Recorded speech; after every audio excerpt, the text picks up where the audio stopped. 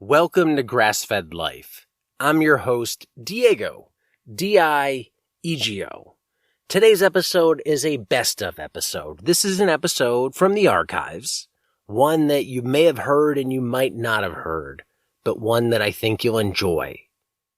If you do enjoy it, and if this episode and the other episodes help, consider supporting the production of content just like this in exchange for getting access to an ever-growing library of online resources by becoming a Grass-Fed Life Insider.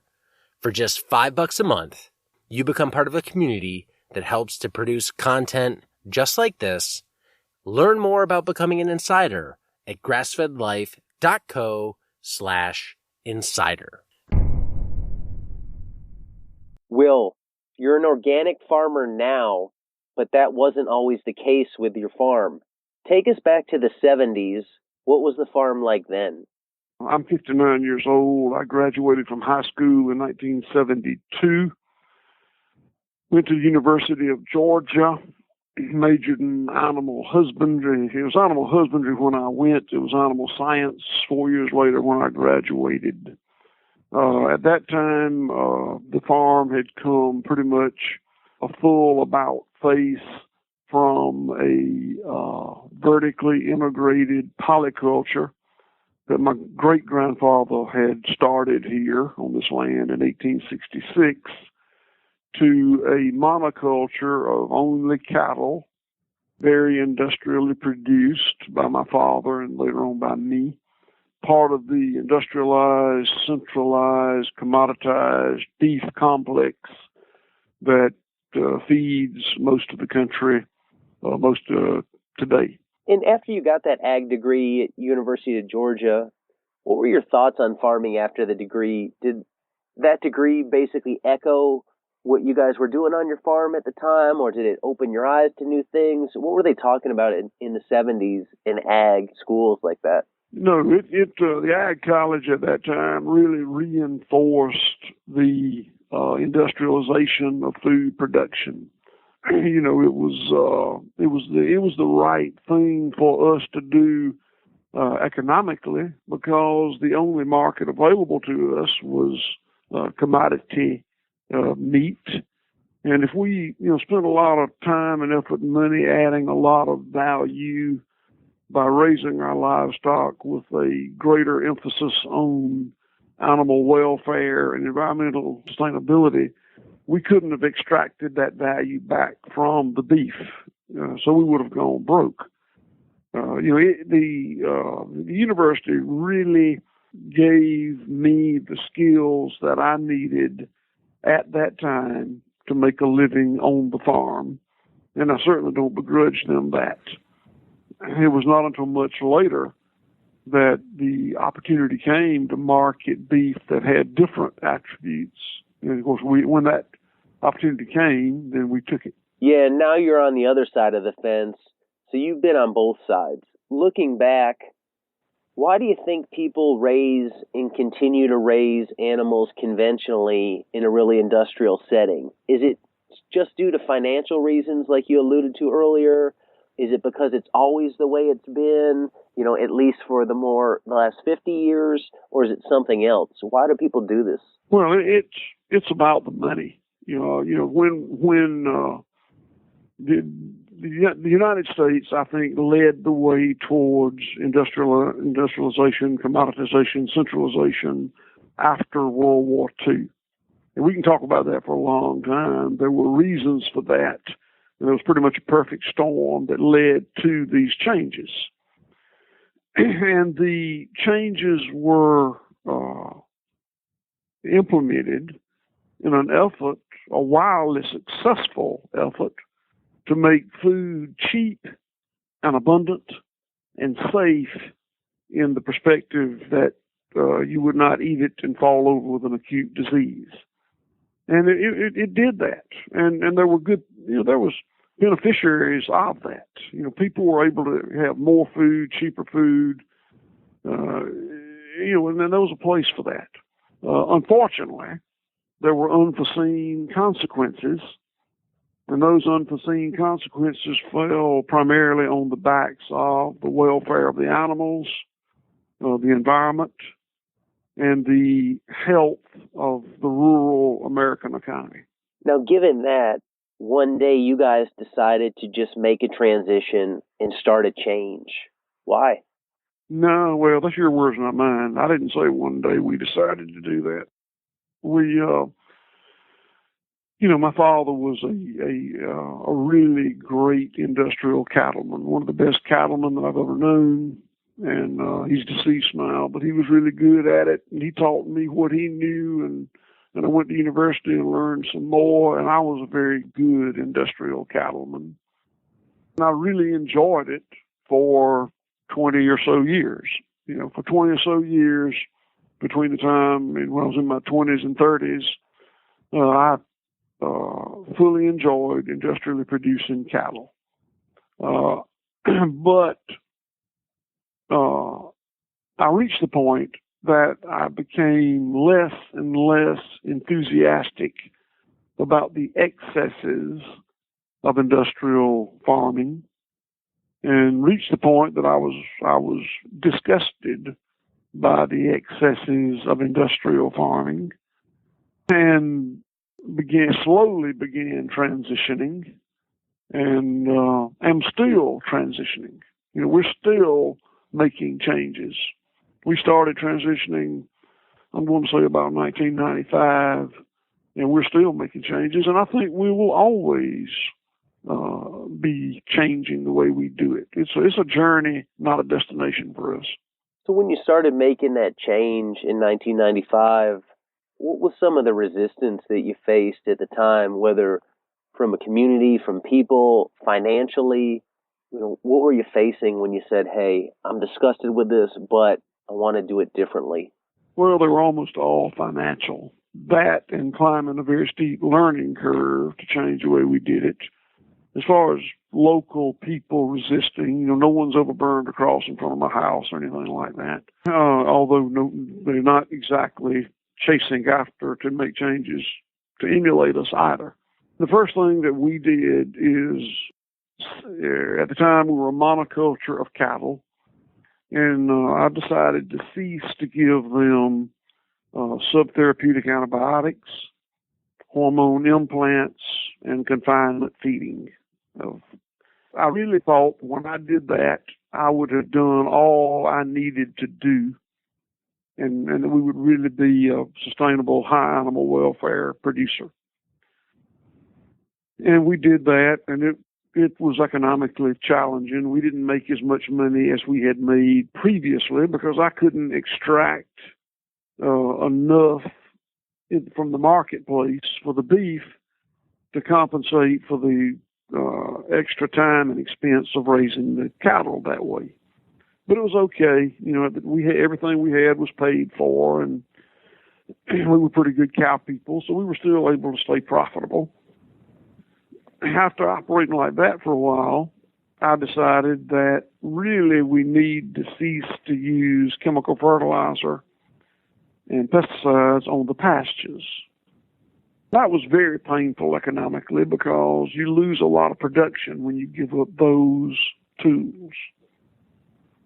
But we operated like that for a while, and it was not as profitable as it had been, but we were still in business. Then we decided that really we need to be slaughtering these animals on the farm, that raising them properly and then hauling them a long way for somebody else to slaughter is not what we ought to be doing. So we built a red meat abattoir, and 4 years later built a poultry abattoir, my slaughterhouse. And that was very painful financially. That cost a lot of money, and at that point, we were not making money anymore. And then we decided but we had some cash reserves, and we were okay. We weren't going to be okay forever, but we could do it for a while. And then we decided that really a monoculture of cattle is wrong, no matter how well you do it. If it's a monoculture of cattle, it's wrong. Nature abhors a monoculture. So we started adding other species. And first sheep, and followed by chickens. And today, today, we pasture raise 5 different red meat species: cows, hogs, sheep, goats, rabbits.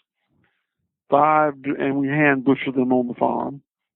We pasture raise 5 different poultry species: chickens, turkeys, geese, guineas, and ducks, and we hand butcher them on the farm. And we raise certified organic vegetables, and we raise pastured eggs. And we're looking at some other things as well. So now looking back at that transition that is actually still in progress, how's it worked out financially for you? Do you think going forward you're ultimately going to be better off making these changes? Or is it just a slow transition financially to make up for all these changes that are taking place on the farm?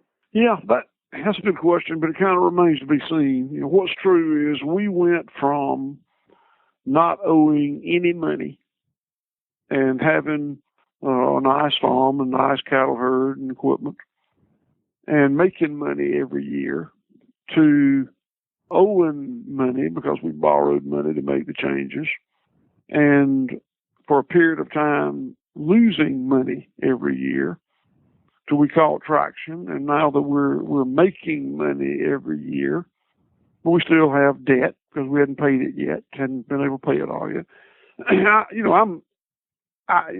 It just remains to be seen. Time will tell economically whether it was a good deal or not good deal from a pure economic perspective. Now, from a broader perspective, there's no doubt it was the right thing for us to do. We are now profitable and cash flow positive. Whether or not we'll ever be better off than we were otherwise, I don't know how you tell that, but I am convinced that it was the right thing for us to do. I felt good in bringing 2 daughters and a son-in-law back into this business that I probably wouldn't have done if I was still farming industrially. We've got 85. We're the largest privately owned employer in this part of the country. We've got 85 wonderful employees. We're just having a lot of fun doing it, and we're going to be okay financially. To say it's a little bit better, a little bit worse than doing it conventionally, I don't know. I can't tell you. But we're going to be okay, and we're having a lot of fun, and we're doing the right things, and our land is better and better every year, and we're better and better at managing our herds and flocks every year, and I'm very pleased with the decisions we've made. That's actually one question I was going to ask you is, do you think your daughters would have been interested in taking the farm over if you hadn't made that switch to become more sustainable and moving away from an industrial farming system? Hell no. My daughters would not have come back if we were still farming industrially. They just wouldn't have done it. And that's what's happened with so many farms.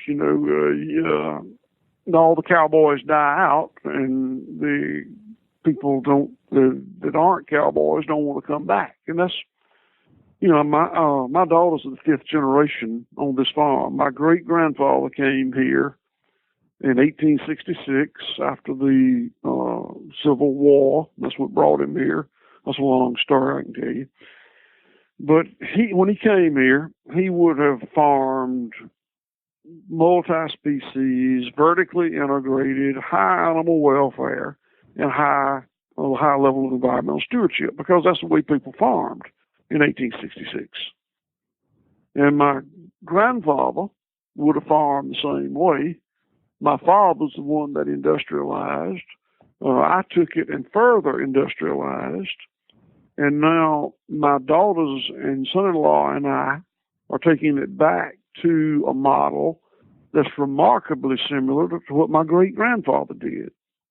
Now, we use technology. We've got 2 USDA inspected slaughterhouses, abattoirs on the farm. They're powered by solar voltaic arrays. We've got several people here with master's degrees in meat science. We use high-tech tools, but this farming model is remarkably similar to what my great-grandfather did on the same farm a century and a half ago. So really making that change back to that model that he used helped sustain this farm's legacy going forward.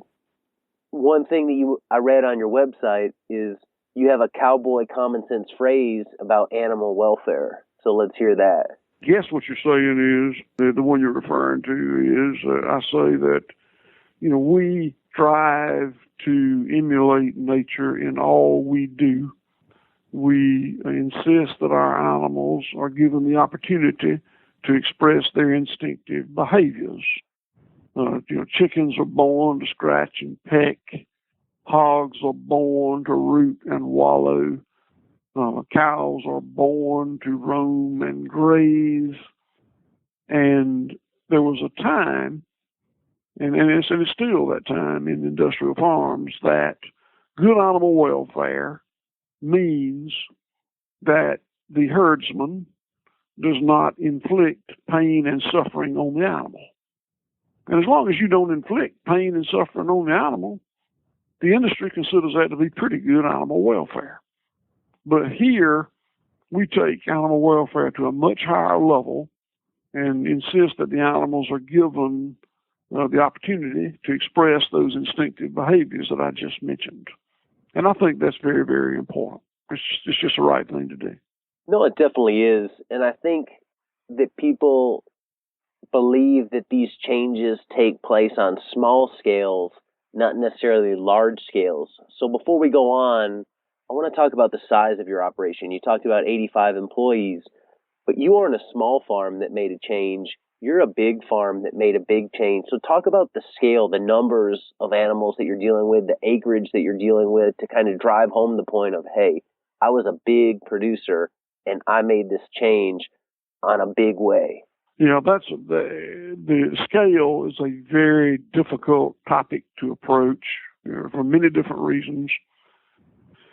And you are right that in the eyes of the sophisticated consumer, small farms do it right, large farms do it wrong, and there are a lot of statistics that would probably bear that out to some extent. But what I believe is it's not about scale. It's about how good the animal welfare and the environmental sustainability standards are. And most of the time, they are higher on smaller farms because you've got individual owners that have the autonomy to make the choice. Yes, I'm going to raise these animals more humanely. It might take me twice as long to get them to market. It might cost me 3 times as much to get them to market in the case of poultry. But I'm choosing to do that because it's the right thing. And an individual that owns his own farm can make that decision. If you're a large corporate farm that's owned by some multinational company, God forbid a stock company, no one individual has the autonomy to make those moral judgments. It's in large companies, it's all about the profitability of on the quarterly report. And when you're changing an operation for higher animal welfare and higher environmental sustainability, you better not look at your damn quarterly report because it's going to look like doo-doo. It's all about a very long view. Most of the improvements in animal welfare and environmental stewardship have occurred on small farms, privately owned farms. And it also takes a lot of financial strength to make these changes, and the bigger the operation, the more financial strength it takes. Now, I just told you that we lost money for several years when we were making the transition, and we did. And the only reason we could afford to do it is for generations, my family had operated this farm profitably and reinvested the money back into the farm. So we had equity or financial strength to make the changes. So it requires a lot of determination to the commitment. It requires financial strength. It requires some know-how, or at least willingness to learn how. And the bigger the farm is, the harder it is to make these changes. Now, knowing that and knowing what you know now after having made that change, you said your neighbors weren't beating down your door to emulate you. If a neighbor came knocking on your door and said, Will, I like what you're doing, I want to make that change on my farm, how would you suggest a 2,000 head cattle farm, on 1,000 acres starts to make that change? What would your suggestion to him be, knowing what you know? Well, he needs to look at his balance sheet and be sure he's got the strength to operate at a loss for some period of time. And if he doesn't, then he's just not going to be able to afford to do it. Or he's going to have to scale down a lot and make the changes. As far as what you give up first, I don't think you can do it all at one time. I think probably the way we did it, even though we more or less stumbled into it, was the right way to do it. You give up the tools you can afford to give up first. And, of course, the other thing is you've got to find the markets that will pay a premium to cover the added cost of production that you incur when you give up those tools. So it's hard, and there's not a lot of people doing it, and I understand why. I don't think a lot of people will do it. Let me say this. When I first started, we have never invented anything here. Everything we've done has been adapting what somebody else has done. If we've got a claim to fame, it is that we have scaled it up more than the others, more species, more vertical integration, and more volume. All that said, I am not an evangelist. There are a lot of farmers who are environmentalists and animal herdsmen, stewards, that are evangelists, and they preach, and they're on the speaker circuit, and they print magazine articles and books in an effort to get people to change the way they farm. And I am not that person. I'm not trying to get anyone to change the way they farm. I don't care much how other people farm. I care a little bit, but not too much. I'm fiercely proud of the way we farm, and would be terribly unhappy if I were deprived of the opportunity to farm this way. But I'm not an evangelist. I'm not trying to get anybody to change their mind. I believe in property rights. If a person's worked hard and owns property, they have the right to use it as they see fit, unless it's just horrible.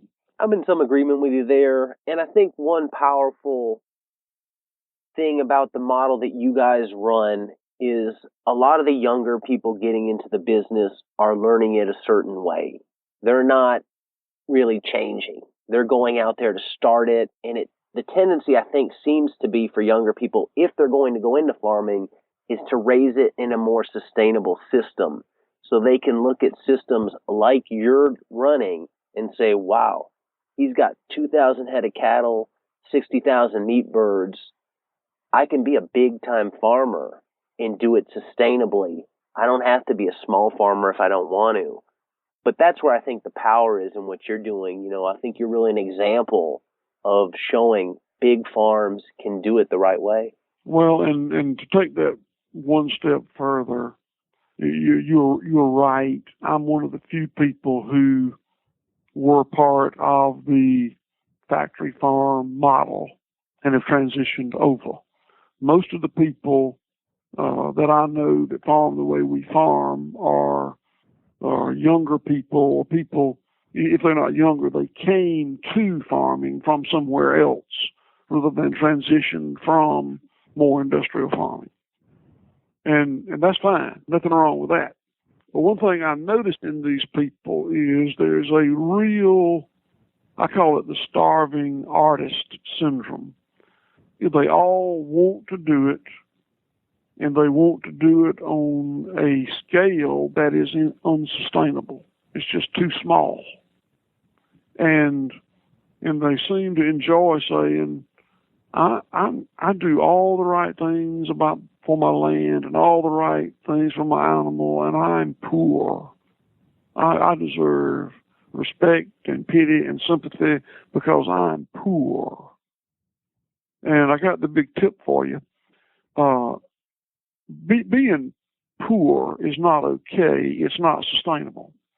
If you're willing to live on $5,000 of expendable income a year for the right and privilege to have good land and good animals, that's fine, but it's not sustainable.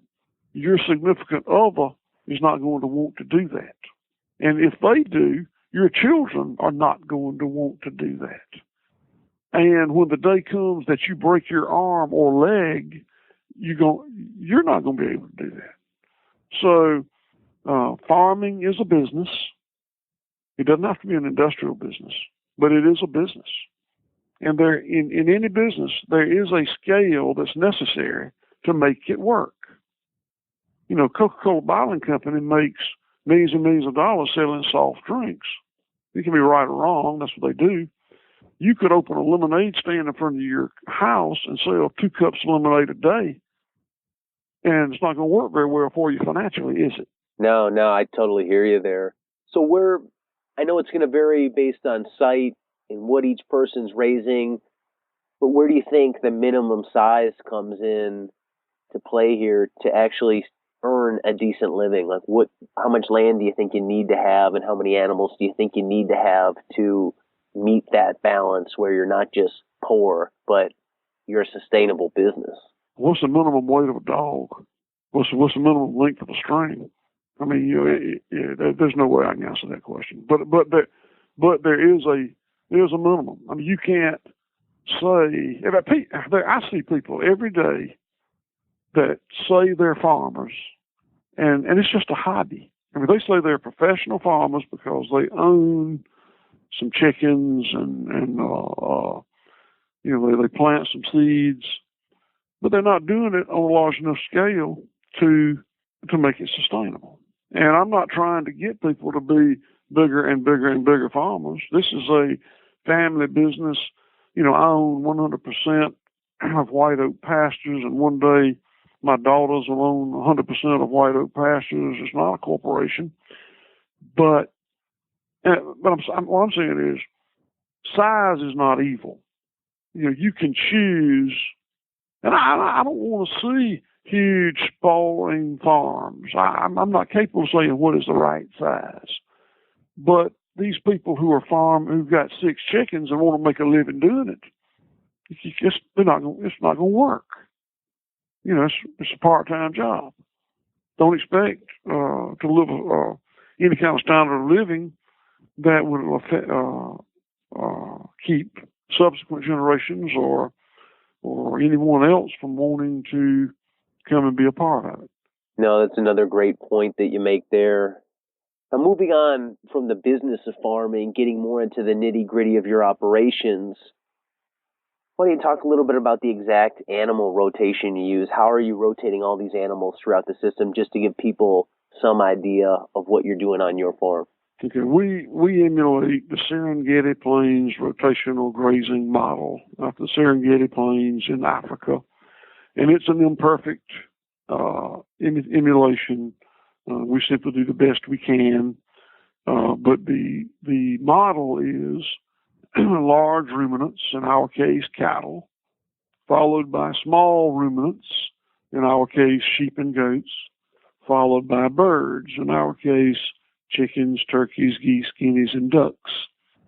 Now, we also raise hogs and rabbits, but they're not part of the rotational model. They're It's done a little different. Hogs are basically forest creatures, so we raise them in the woods, and we rotate them in the woods from track to track, but not as part of the rest of the animals. But the rotational grazing model that I just described is a beautiful system. High animal welfare. I can talk about why for a long time. High environmental sustainability, and I can talk about why for a long time. But it's absolutely a beautiful system for raising animals, and the land just gets better and better. And I believe the herds in flocks just get more and more gentle and productive.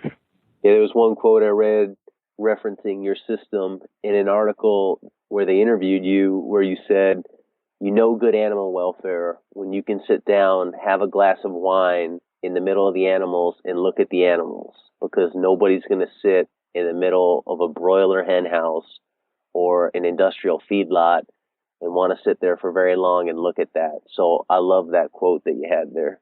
Well, it's absolutely true. Watching animals exhibit instinctive behavior is very enjoyable, and it's good for you. I mean, it's good for what ails you. You want to see that. Watching animals that are deprived of the ability to express instinctive behavior, if you enjoy that, there's something wrong with you. I mean, you probably need to go. You probably need to go to a psychologist or something. Now, what types of benefits have you seen on the land itself once you started implementing this rotational grazing? I know on your website you had a Department of Transportation photo when they cut a road through your property, and it showed how it was building soil versus what was there. But what has been the overall benefit to the land itself and the species on that land? That's a great question, and I can give you several different answers, but clearly the greatest benefit has come from what's expressed in that photo. The organic matter in our soil on this farm has gone from way under 0.5% organic matter to over 5% organic matter. And organic matter is the difference in soil being a dead mineral medium, or in a high organic matter soil, it's a medium that's teeming with life. In a handful of earth that's 5% organic matter, there are millions and millions of living things, flora and fauna, some of which you can see, most of which you cannot see, that are all living together in a symbiotic relationship that causes plants to grow. The animals feed on the plants. The animals feed the microbes in the soil. And it's a great circle that goes on and on. In a soil that has continually had chemical fertilizer and pesticide used on it, the organic matter is oxidized and is gone, and that becomes a dead mineral medium that is like a handful of tiny marbles, glass marbles. That there is no life. So when you have plants growing in that dead mineral medium, the only food for the plants is the chemical fertilizer that you add back to it. So it's clearly, it's like everything else. You either cooperate with nature or you endeavor to fight nature. And for the most part, modern industrial farming is fighting nature. Nature abhors a monoculture. I said that earlier. Nature loves a smorgasbord of all different sorts of flora and fauna living together, feeding each other in what is just a real natural environment. And part of the key components to building that organic matter in the soil in your system, or one of the components, is your chickens. in that when I read about that on your website, it piqued my curiosity because you said you have a type of chicken that you call a T-Rex red. Now, I know it's a proprietary cross, but in a system like yours, what types of characteristics do you want a chicken out on pasture to have for anybody who's out there looking to start a system like this? One of the things that I find most offensive about industrial chicken production is the bird itself. Poultry breeders for hundreds, if not thousands of generations have bred a chicken that is essentially a bird of very low biological need. That means it's a couch potato. And it's a soy corn converting machine. And those birds do not do well on pasture. They're sedentary. They don't get out and forage. They don't scratch and peck. They'll, given the opportunity, they'll stay in one place with their head in the trough and eat corn and soy and defecate and eat some more corn and soy and grow flesh. And those birds are remarkable in that you can have a 5-pound dressed bird in 5 or 6 weeks. That's incredible. It takes me 12 weeks to make a 3 to 4 pound dressed bird. So but that's the first thing is you got to have a bird that's still feral enough. Chickens originated as jungle fowl from Southeast Asia. And in that setting, those birds would have been wild poultry that live primarily on seeds, plants, bugs, and worms. That's a long way from the industrial chicken that we have today that I just described to you. Yeah, and part of what those chickens then are ultimately feeding on is all the biodiversity that you have in the pasture, and you're creating that by reutilizing a lot of the wastes that come out of your processing stream. So I know you guys are striving to be zero waste. Why don't you talk about all the different things that you're using, all the waste from your abattoir and egg laying operation from, and how you're building soil in your pasture using those wastes?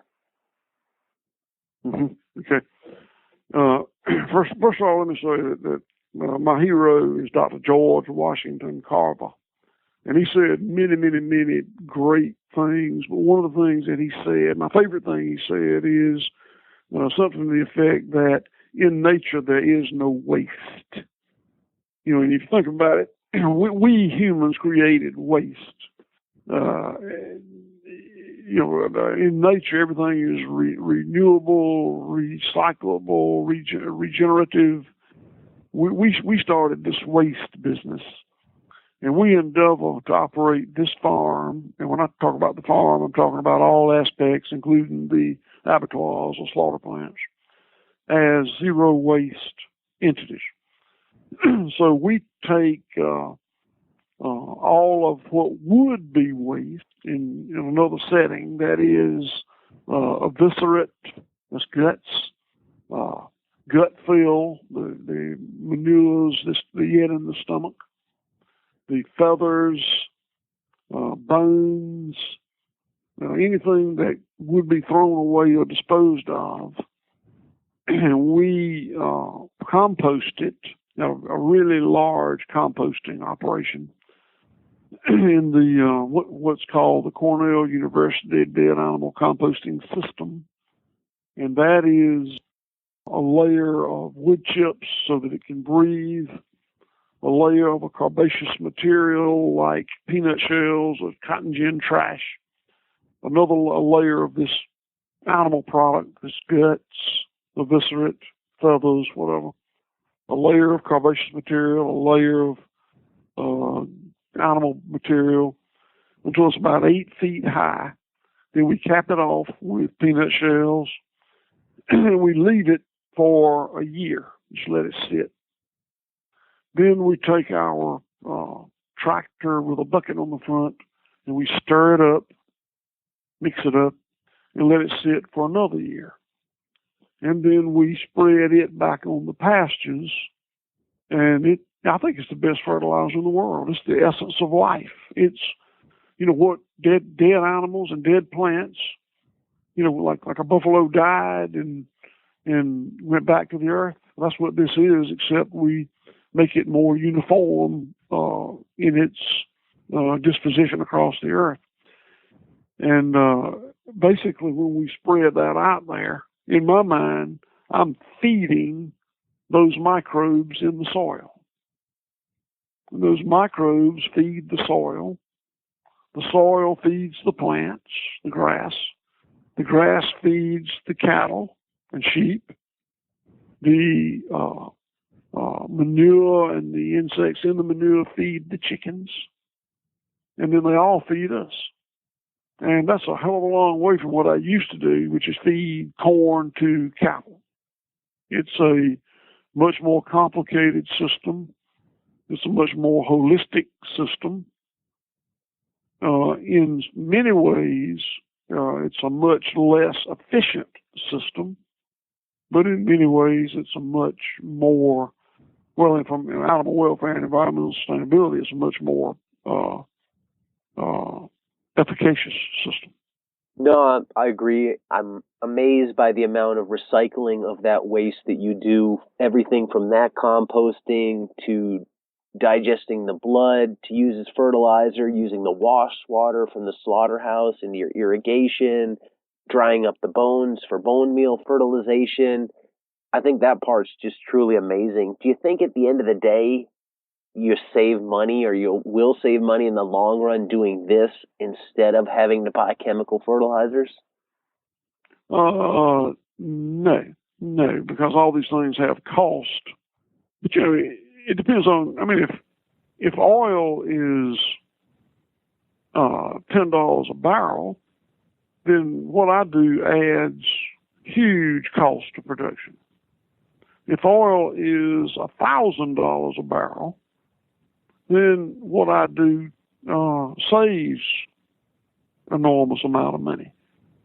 So happens oil's about $100 a barrel. So I guess we're kind of out there in the middle somewhere. But that doesn't mean it's not the right thing to do. The fact how much oil costs is not dependent on what's the right thing to do. It's dependent on many, many, many other political and physical and supplies. Here's something. You didn't ask for this, but I'll give it to you. Because I'm part of the good old boy club that was industrial farmer. I still have friends, a lot of friends who do that for a living. And occasionally, one will say, what's wrong with the way you farm, Will, is you'll never be able to feed the world's growing population farming that way. And I love it when they say that. And my response is, well, that's interesting. And you may be right. I'd like to discuss that with you. But before we have that discussion, I want you to stipulate that my farming system nor your farming system will feed the world if we're going to exponentially increase population in perpetuity. We can't do that. The earth has a given carrying capacity. And if we just go with population, neither one of us can feed the world. Will you stipulate that? And all except the most stupid will stipulate that. And if they won't stipulate that, they're too dumb for me to talk to. I'm not going to have a discussion. But almost everyone will stipulate, nobody can feed the earth if we just keep unbridled population growth. I say, okay, good. We're in agreement. Well, I'll go ahead and concede to you right now that your centralized, commoditized, industrialized food production system is better than mine if land is the limiting factor in feeding the earth. You win. You got a better system because you can produce more food on an acre of land than I can, and I concede that. But if fossil fuel is a limiting factor, I win because I can produce more. I can feed more people with limited fossil fuel than you. And if water is a limiting factor, I win because I can feed more people with less water than you. And if antibiotic-resistant pathogens is the limiting factor, I win because I don't do as much of that as you. And if pollution is a limiting factor, I win because I don't pollute as much as you do. And if killing off the seas with dead zones in the Gulf of Mexico is a limiting factor, I win because I can go on and on with that. So when you say I can't feed people like me, can't feed people who farm like me, can't feed the world with our form of agriculture, I mean, you got to know more than that. You got to know how this thing's going to end up before you can decide who's got the best system. But I got more shots than the industrial model. Yeah, brilliant. Right on. I agree with you 100% in that. I think a lot of times that claim that organic agriculture can't feed the world comes out of people producing an industrial system as a line of defense for their way of producing food. Now, one thing you did to increase the animal welfare was to build your own slaughterhouse on site. And almost nobody does that for a lot of reasons, cost being one. Why don't you talk about that whole process? Why did you do that, and what it was like to have and permit a slaughterhouse on your own farm? Well, clearly it's very difficult from an economic perspective, from a learning curve perspective, from a regulatory perspective. I believe this is the only farm in the country that has its own red meat abattoir and poultry abattoir on the premises. Some have one. I don't think anybody else has got both. If they do, I don't know about it. There certainly aren't many, if there are any others. And there are reasons for that. We have spent over $6 million on this system.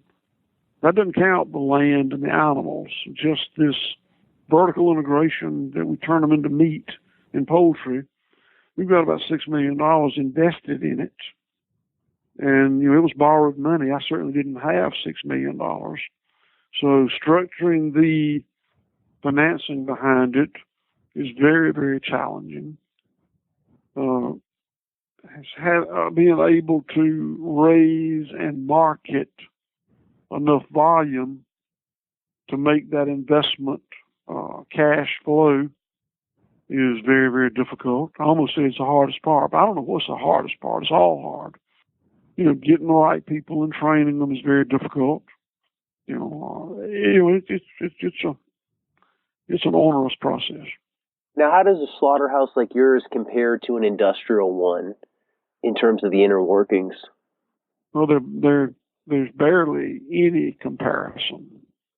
We talk about the red meat, but the same kind of discussion could be had about poultry abattoir. Here we slaughter, on the days we're slaughtering cattle. We slaughter cows, hogs, sheep, goats in this plant. And when we're slaughtering cattle, we'll slaughter about 30 head in a day.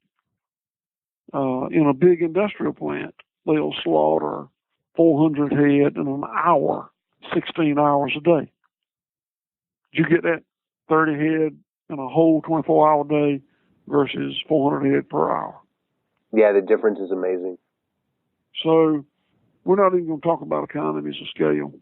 Now, from an animal welfare perspective, I think that what we do is far, far better for a number of different reasons. The way we handle the animals on a lower volume like that, there's a lot of things that we're able to do.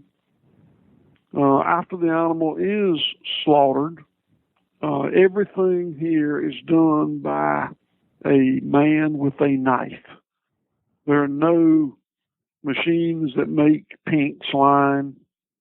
There's, the only thing we have to sell are the meats and organs that a man can slice off with a knife. And that certainly is a lot different from industrial slaughter, where technology and machines are able to harvest things that probably wouldn't have been harvested in a paleo caveman hunter-gatherer kind of environment. Which is, we slaughter animals very much the same way that you would a deer in the woods today, or that my great-grandfather would have slaughtered a cow, hog, and a tree 150 years ago. The only difference is we've got refrigeration and regulation. We've got a USDA inspector watching every one. In our poultry plant, there's been a lot of discussion recently about changing the speed on the chain where the bird is travels by the inspector, moving it faster, so he won't be able to do quite as good a job inspecting it. In my plant, there is no freaking chain. There ain't one. We hand the bird from one person to the next, and the inspector can touch every bird and look at it as good as he wants to. So, I would say that we're highly inspected.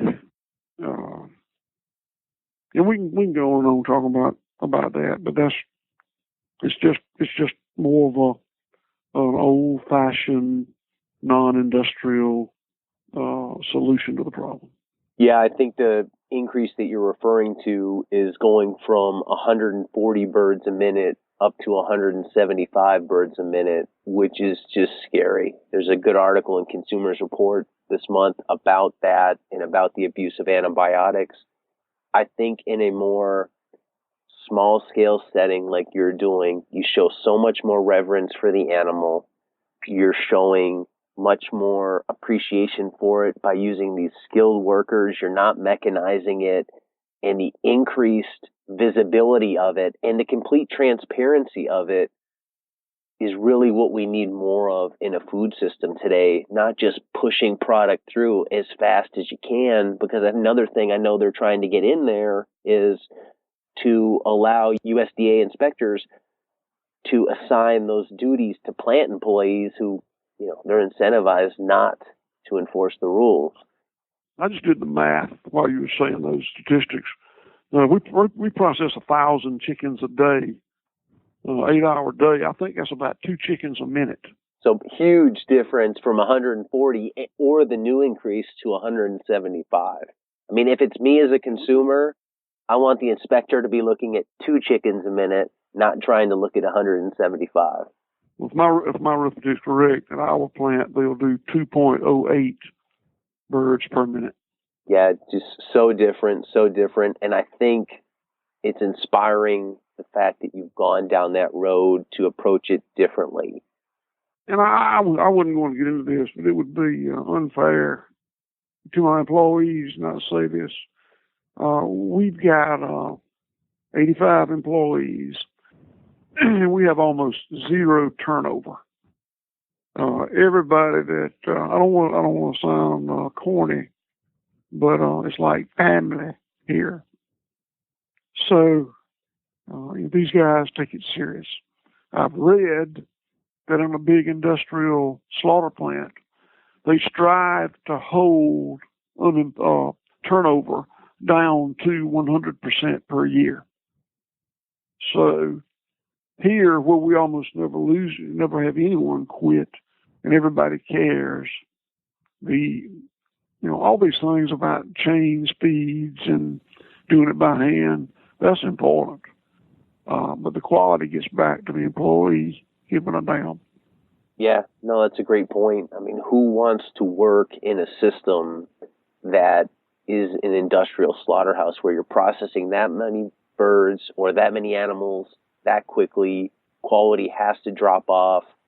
You're just a cog in the wheel of the big machine, where I know you've said it in this podcast, I've read it online, you employ people that use knives to cut up these animals. They take their time. They're very skilled in what they do. And I know you emphasized too that you have some families where there's more than one family member working at your farm. So they must like it enough to come there. Now, one last thing in regards to the animal handling is you employ a Dr. Temple Grandin style handling system. How has that worked out for you? It's real good. Dr. Grandin's company designed our pens and Dr. Grandin is great. I've met her 2 or 3 times. She is incredible. She knows some things that we don't know. I do fear that Dr. Grandin has compromised herself a little bit. She's working very closely with the really large meat companies. And I say this with respect. I don't think she's sold out, but I think that she, as a person of enormous compassion for animals, feels that if she can work with these really big mega slaughterhouses and can improve those animals' welfare just a little bit, just a tiny little bit, then she will have achieved a great benefit because it's spread over so many animals. And I understand that. I get it. And I'm glad she's doing that because I want to see those animals benefited even just a little bit. But then the next thing that happens is, big companies, I think, use her, this is my opinion, to greenwash their product and say, this is what Dr. Temple Grandin is. And the kind of the impression I get is what Dr. Temple Grandin is lifted up as the best case. And maybe that's not what Dr. Grandin did. Maybe she said, do this, it's a little bit better. So a lot of greenwashing going on, and the worst enemy I have is greenwashing. When a big industrial meat company or poultry company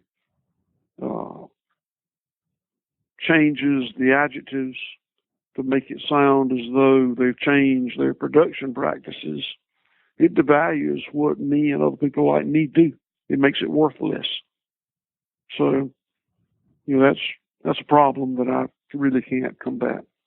Yeah, I'm right there with you. All these loosey-goosey definitions and marketing terms, cage-free, free range, where you can have access to a door, but the animals don't have to go out that door. And if they do, they could go out to a patch of pavement or concrete or bare dirt.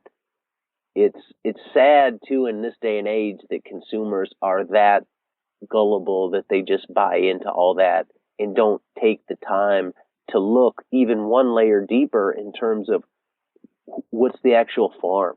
You guys are really transparent on what you do. I could go to your website, spend 2 or 3 minutes, and I know, hey, you're doing things the right way. Where if you pick up the average set of eggs at the grocery store, the average chicken breast at the grocery store, you're not going to find information on those farms. Well, and I think that the strength that has the traction that's been found in local food, the local food movement, stems from exactly what you said, consumers knowing a little something about their producer. I really think that the term local food is not a good term. Local is, I prefer decentralized as opposed to local. If you talk about local food, it's product specific. Local eggs and tomatoes seasonally means probably in your county.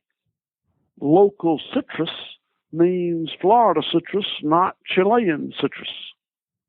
So local is, I think we should try to as local as possible, but putting a radius of 10 miles, 100 miles, or within the state, I think is probably not what we really intended to do. I think the kickback is on centralized. We want to decentralize it, and certainly we should buy it as close as we can. But the strength in the local food movement means knowing something about the farm it came from. I mentioned earlier, centralization industrialization and commoditization. And I don't know which one of those was the worst. I know they're all pretty damn bad, but commoditization meant that the product has lost its identity. Whether it's wheat or tomatoes or beef, it lost the identity of the farmer that produced it. And when it lost the identity of that farmer, it went from the farmer endeavoring to put as much quality as he could in the product to the farmer meeting minimum standards. Now, there's a hell of a lot of difference in making something the best you can make it and meeting the minimum standard. And when we commoditized it, we that's what we did. And that too contributed to the appeal of local. It's not commodity. You know, it came from Will Harris, White Oak Pastures, or Alan Benton's Bacon in Tennessee, or whoever. Yeah, well said. And there's so many great producers out there that are doing things the right way, just like you're doing. So as we wrap up to a close here, what's next for Will Harris and what's next for White Oak Pastures? Well, there's two things that we're on in 2014 that we're really excited about. We built a restaurant and got it going in 2013, and we're here on the farm. We're real proud of it. We got a chef, went to culinary school in Chicago, young man doing a really good job. But we're so remote out here that people can't come and visit us conveniently as a day trip. So we're going to put lodging in 2014 so that, you know, we operate with complete transparency. We'll show anybody anything we do, but that's not very good if you can't get here. But when we put lodging here, you can come, you can stay here, you can spend the night or live for a week. You can eat with the cowboys and butchers in the restaurant. And you can see whatever you want to see, whether it's hog production, egg production, vegetable production, or whatever else. The other thing we're doing is we've run into a real problem with employee housing, and we're aggressively buying lots and houses in a little village of Bluffton that sits kind of in the middle of our farm. And we hope we'll work with USDA to construct some Katrina cottage style houses for employees. And, you know, that may be more of a pipe dream than a reality, but the agritourism lodging is going to happen. Sounds good. So I encourage everybody to go out and check it out. It's probably a lot better view than you'd see in any sort of industrial setting. And along those lines, I have a quote that I pulled off your website, and I think it all sums it up nicely, where you said, in industrial agriculture, we try to play God. We fight nature. We think we know everything, but I'd rather work with nature. I think that there's things we're not supposed to know. With that said, is there anything else you want to say in closing? No, all that stuff that you just said and more is on our website. It's whiteoakpastures.com. And I invite anybody listening to visit the website, or even better, come visit us. Yeah, for sure. Please go out and support Will and what he's doing, and all the other small producers in your area, wherever you may be located. Thanks for taking the time to chat with me, Will, today. I really appreciate it. I enjoyed it. Thank you for calling me. There you have it. Thanks for listening to this best of episode. If you want to listen to other episodes from the past, be sure to visit the archives at grassfedlife.co/podcast. And if you want to support the creation of future content just like this, consider becoming a Grass-Fed Life Insider. You can learn more about what you get and how it works at grassfedlife.co/insider. Thanks in advance for any support. That's all for this one. Until next time, be nice, be thankful, and do the work.